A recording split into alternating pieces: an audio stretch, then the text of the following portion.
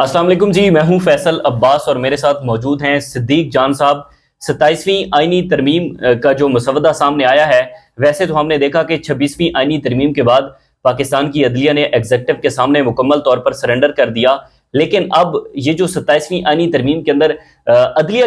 کے حوالے سے جو شکیں ہیں، جو اس میں ترمیم کی جا رہی ہیں، آئندہ مستقبل کا عدلیہ کا جو ایک منظرنامہ ہے وہ کیا ہوگا؟ اس میں جو ججز کے ٹرانسفر کے حوالے سے ہے یا پھر جو ایک آئینی عدالت بننی ہے، تو اس کے بعد کیا ایگزیکٹو کے سامنے سرنڈر نہ کرنے والے جو ججز ہیں وہ استعفیٰ دیں گے، ججز پریس کانفرنس کریں گے، یا ججز چپ چاپ جو ہے وہ ٹرانسفر ہو جائیں گے اور اپنے اپنے جہاں پر ان کو ٹرانسفر کیا جائے گا، جہاں پر ان کو تعینات کیا جائے گا، ججز کام کریں گے؟ اس کے اوپر ہم دیکھ رہے ہیں کہ بہت زیادہ جو ہے وہ ڈسکشن ہو رہی ہے۔ تو صدیق جان صاحب، یہ اس وقت ٹاپ ہم کہہ لیں تو ایک ٹاپک بنا ہوا ہے کہ کیا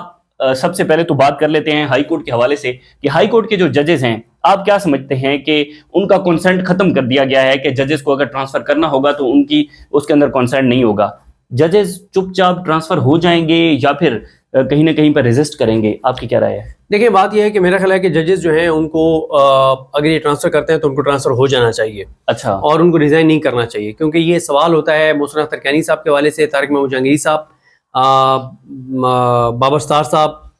سردار اعجاز خان صاحب اور سمر رفعت امتیاز صاحب، ان 5 ججز کے حوالے سے ہوتا ہے، ان کو ٹرانسفر کیا جائے گا۔ تو ایک تو ان کو، میرا نہیں خیال کہ ان کو ریزائن کرنا چاہیے، میرا خیال ہے کہ جہاں ان کو ٹرانسفر کرتے ہیں وہاں بھی تو جج ہی ہوں گے نا،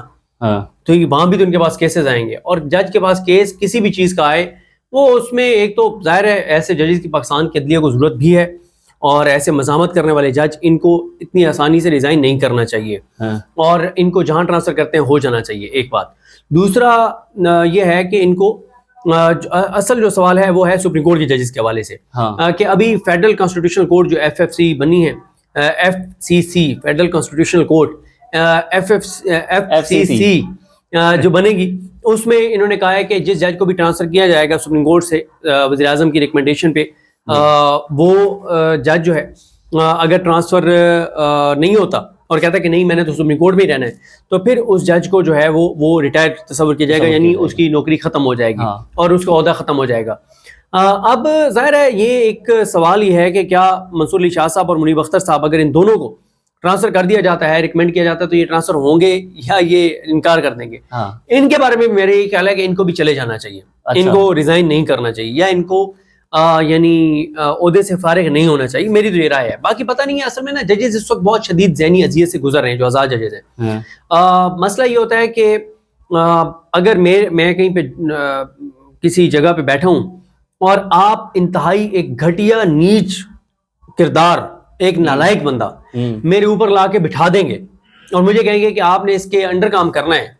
تو بڑا مشکل ہوتا ہے کہ آپ کہیں گے یار میں اس گھٹیا آدمی کے نیچے کام کروں گا۔ لیکن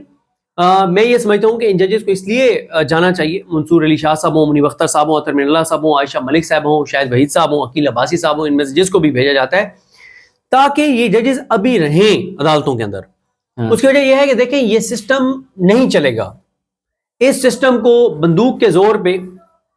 آپ چلا رہے ہیں، چلاتے رہیں، کتنا اور آپ چلا لیں گے؟ 6 ماہ چلا لیں گے، 8 ماہ چلا لیں گے، سال اور چلا لیں گے۔ لہٰذا ایسے ججز عدلیہ کے اندر موجود رہنے چاہیے جن کی پاکستان اور پاکستان کے لوگوں کو ضرورت ہے۔ تو میرا خیال ہے کہ ان کو ان کو ٹرانسفر کرتے ہیں، ان کو ہو جانا چاہیے، وہاں جا کے بھی انہوں نے آئین اور قانون کے مطابق فیصلے کرنے ہیں، اپنے حلف کے مطابق تو کریں۔ یعنی کہ آپ یہ کہہ رہے ہیں کہ اگر کل کو یہ چیزیں اوور ٹرن ہوتی ہیں تو پھر یہ ججز ابھر آ سکیں گے؟ دیکھیں اب آپ ایک تو یہ بھی دیکھنا ہوگا کہ میرا خیال ہے اس میں لکھا ہوا نہیں ہے کہ یہ جب فیڈرل کانسٹیٹیوشنل کورٹ میں جائیں گے تو ان کا نیا حلف ہوگا یا نہیں ہوگا، ٹھیک ہے؟ میرا خیال ہے جو آلریڈی ججز ہیں ان کا تو شاید نہیں ہوگا، تو یہ بھی دیکھنا ہوگا کہ اب اگر یہ نیا حلف ہے تو وہ یہ نیا حلف لیتے ہیں نہیں لیتے، مطلب ایک بڑی کمپلیکیٹڈ سچویشن بہرحال ہے۔ تو یہ ظاہر ہے وہ سوال ہے جس کے اوپر بڑی شرطیں لگی ہوئی ہیں کہ کون کون سا جج ریزائن کرے گا، کیا ہوگا، یہ تو آنے والا وقت بتائے گا، لیکن میں نے آپ کو اپنی رائے دے دی ہے کہ ان میں سے کسی جج کو جو ہے وہ ریزائن نہیں کرنا چاہیے، ان ججز کو اسی طرح سے جانا چاہیے، جس کو جہاں ٹرانسفر کرتے ہیں، جس کو جہاں بھیجتے ہیں جانا چاہیے، اور اس نظام کو، یہ نظام کوشش کر رہا ہے کہ کسی طرح سے جج نہ ان کی جان چھوڑ جائیں خود ہی، ان ججز کو ان کی جان نہیں چھوڑنی چاہیے، ہاں ان کو ایس جے سی میں ریفرنس لا کے ان کو فارغ کرتے ہیں، ہو جانا چاہیے۔ اچھا، ان کے خلاف ریفرنس لاتے ہیں آئے اور ان کو فارغ کر دیں، ان کو خود سے سرنڈر نہیں کرنا چاہیے، میری تو یہ رائے ہے۔ اطہر من اللہ صاحب نے جو سندھ بار سے ایک تقریر بھی کی تھی، آپ کو نہیں لگتا کہ جب یہ ساری چیزیں سپریم کورٹ کے ججز کے ساتھ ہو گئی، ہائی کورٹ کے ججز کے ساتھ ہو رہی ہیں، تو کھلے عام آ جائیں یار، کوئی پریس کانفرنس کر دیں، بتا دیں یار دیکھیں مسئلہ یہ ہے کہ اب انہوں نے کوڈ آف کنڈکٹ میں بھی تبدیلی کی ہے نا، ہاں اس میں بھی وہ پھنس جائیں گے۔ اگر وہ آ کے میڈیا ٹاک کرتے ہیں تو وہ کوڈ آف کنڈکٹ کی خلاف ورزی ہوگی نا۔ تو 27ویں آئینی ترمیم کے آنے سے پہلے جسٹس جائیہ خان نے ان کے ہاتھ پاؤں باندھے ہیں، ہر چیز کوآرڈینیٹڈ چل رہی ہے کہ 27ویں آئینی ترمیم آنے سے چند روز پہلے جسٹس جائیہ افریدی سے اس لیے کوڈ آف کنڈکٹ میں تبدیلیاں کرائی گئیں کہ انہیں پتا تھا کہ 27ویں آئینی ترمیم آ رہی ہے، اور یہ جج پریس کانفرنس بھی کر سکتے ہیں،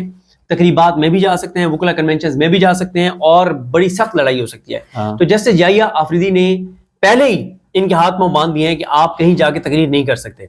جسٹس جائیہ افریدی کو پہلے سے پتا تھا کہ آئینی ترمیم آ رہی ہے، اور ان ججز کو بھی پتا تھا، آئینی بینچ والوں کو بھی، اسی لیے یہ 10 نومبر تک لے گئے سماعت کو، 26 آئینی ترمیم والی، اور اب 10 نومبر کو بھی سماعت نہیں ہو رہی۔ ٹھیک ہے، تو یہ نا ساری چیزیں کوآرڈینیٹڈ چل رہی ہیں۔ تو جسٹس جائیہ افریدی کو پہلے سے پتا تھا، اور اسی لیے ان سے ایک کام لیا گیا ہے کہ آپ نے کوڈ آف کنڈکٹ میں تبدیلی کر دینی ہے کہ ججز اس طرح سے کسی بھی تقریب میں جا کے خطاب نہیں کر سکتے۔ اب 27ویں آئینی ترمیم کے خلاف اگر کنونشنز ہوتے ہیں وکلا کے، تو یہ ججز جو ہیں یہ جا کر بات نہیں کر سکتے، بات نہیں کر سکیں گے۔ یہ جو فیڈرل کانسٹیٹیوشنل کورٹ ہے، اس کا سربراہ کون آ رہا ہے؟ چیف جسٹس پاکستان یا پھر جسٹس؟ میرا خیال ہے کہ جائیہ افریدی صاحب جتنا زبردست ڈیلیور سپریم کورٹ میں کر رہے ہیں، اب تو سپریم کورٹ آف پاکستان نہیں رہی، وہ سپریم کورٹ رہی ہے، وہاں پہ ان کو شاید رکھا جائے۔ اور لیکن ایک چیز اور بھی ہو سکتی ہے، اور وہ ہو سکتی ہے کہ مطلب ان کو بھیج کے اپنا، کیونکہ وہ شک میں دوبارہ دیکھوں گا، مجھے اب یاد نہیں آ رہی کہ اگر سپریم کورٹ کے جج کے لیے 3 نام جائیں گے اور ان میں سے 2 کو نہیں بنایا جاتا اور تیسروں کو بنایا جاتا ہے، تو 2 جو ہیں وہ ریٹائر تصور ہوں گے، یا تیسرا ریفیوز کرے گا تو اوپر والے 2 بھی ریٹائر ریفیوز ہوں گے۔ یہ ایک کنفیوژن ہے۔ یہ بھی ہو سکتا ہے کہ جسٹس جائیہ خان کو لے جائیں کانسٹیٹیوشنل کورٹ میں، اور اس کو کانسٹیٹیوشنل کورٹ میں لے جا کے، اور ادھر نیچے محمد علی مظہر کو سپریم کورٹ میں لا کر چیف جسٹس چیف بنا کے، اور اس کو، یا امین الدین کو چیف جسٹس سپریم کورٹ بنا کے، اور اس کو محمد علی مظہر کو آئینی بینچ کا سربراہ، ان کو نہیں بلکہ آئینی بینچ تو ختم ہو جائے گا، وہ پھر آئینی عدالت میں چلے جائیں گے نا جسٹس جائیہ۔ تو آئیڈیلی تو یہ ہے کہ جسٹس جائیہ خان سپریم کورٹ کے چیف جسٹس نے حاجی امین کو، یا جمال خان مندوخیل کو، یا محمد علی مظہر کو، ان کو ادھر لے جائیں آپ آئینی عدالت میں۔ لیکن یہ ہے کہ ابھی دیکھنا ہے نا کہ چیزیں کس طرف جاتی ہیں آگے۔ تو اس پر کوئی وکلا بھی ریزسٹ کر سکتے ہیں، کسی بھی جو ایک گروپس ہیں، کسی بھی گروپ کے وکلا؟ دیکھیں وکلا سب سے پہلے جہاں سے ریئیکشن آنا چاہیے تھا وہ وکلا ہے۔ وکلا میں بھی سب سے پہلے جس کی طرف سے ریئیکشن آنا چاہیے تھا وہ ILF کے جو کوآرڈینیٹر ہیں، جن کو عمران خان صاحب نے ذمہ داری ہوئی ہے انتظار پروجھوتا۔ مجھے دکھا دیں کہ انہوں نے کوئی پریس کانفرنس کی ہو، یا کوئی بڑا اعلان کیا ہو، یا کوئی ایکٹیویٹی کی ہو، مجھے تو نظر نہیں آیا۔ تو جب ILF کے کرتا دھرتا انتظار پروجھوتا صاحب کوئی فکر نہیں ہے، جب انتظار پروجھوتا ہی کچھ کرنے کو تیار نہیں ہے، تو بے خاص وکلا نے ریزسٹ کرنا ہے۔ بھائی انتظار پروجھوتا نے یہ نامزد کیا نا، یہ جو بار ایسوسیشن کے صدر، بار کونسلز کے جو امیدوار تھے، لیکن انہوں نے کچھ نہیں کیا۔ مطلب سلمان راجہ صاحب نے کہا ہے کہ میں ان ساروں سے ملا ہوں اور ریزسٹ کریں گے اور وہ بات کریں گے، لیکن ILF کے سب سے پہلے جس کی طرف سے ریئیکشن آنا چاہیے تھا وہ ILF کے انتظار پروجھوتا ہیں۔ وکلا کے ساتھ بیٹھ کے ان کو پریس کانفرنس کرنی چاہیے تھی، وہ مکمل طور پہ خاموش ہے۔ مسئلہ یہ ہے کہ عمران خان نے جس کو ذمہ داری دیا نا، اس نے عمران خان کی تسلی کروائی ہے کہ اچھا آپ نے میرے پہ اعتماد کیا، میں آپ کو بتاؤں گا کہ آپ کے میں اعتماد کی ایسی کی تیسی کیسے پھیرتا ہوں۔ پنجاب بار اتنی بڑی بار ہے وہاں پر، بھائی لاہور ہائی کورٹ جو بار ایسوسیشنز والے PTI کے ووٹوں سے جیتے ہیں، انہوں نے کیا کیا اب تک؟ بھائی جب انتظار پروجھوتا ہی کچھ کرنے کو تیار نہیں ہے، پتہ نہیں ان کو کس چیز کا خوف ہے، پتہ نہیں وہ کیوں اتنے بیک فٹ پہ ہیں، پتہ نہیں وہ کیوں پتہ نہیں، مجھے نہیں سمجھ آتی۔ بھائی عمران خان کے کیسز عدالتوں میں نہیں لا کرے، عمران خان کہتے ہیں کہ میرے وکلا کردار ادا کریں، وہاں بھی انتظار پروجھوتا آپ کو فرنٹ فٹ پہ نظر نہیں آتے۔ 27ویں ترمیم کے خلاف بھی انتظار پروجھوتا آپ کو فرنٹ فٹ پہ نہیں آتے۔ جو PTI کے لوگ جن کو گرفتار کیا گیا، شہباز بھٹی ہیں یا عثمان جوڑا، جو